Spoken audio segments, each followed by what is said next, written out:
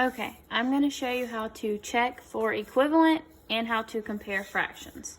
So equivalent just means that 1/2 is basically the same as 2/4, because out of two parts, if one out of the two is shaded, that's the same as if you had 4 total parts and 2 out of the 4 were shaded.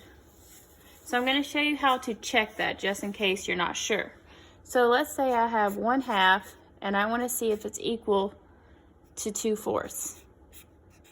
All you have to do is multiply the two denominators. 2 times 4 is 8.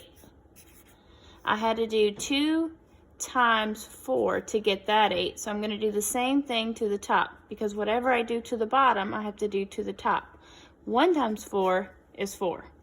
I had to do 4 times 2 to get 8, so I'm going to do 2 times 2, which is 4. They're the same, they're equal. Now I'll show you how to do one if they're not equal. So let's say I wanted to see if 1/2 was equal to 3/4. Same thing, multiply the bottom. You have 8 and 8. I had to do 2 times 4 to get this 8, so I'm going to do 1 times 4, which is 4. I had to do 4 times 2 to get the new 8, so I'm going to do 3 times 2, which is 6. So they are not equivalent. So that's how you check for equivalent fractions.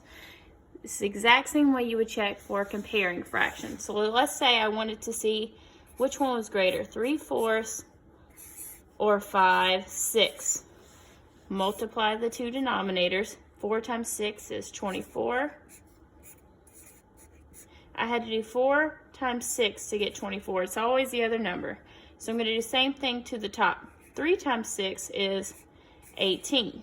I had to do 6 times 4 to get the 24. So I'm going to do 5 times 4, which is 20. When they both have the same denominator, I can cross them out because they're the same now. Now it's easy to tell which one is larger.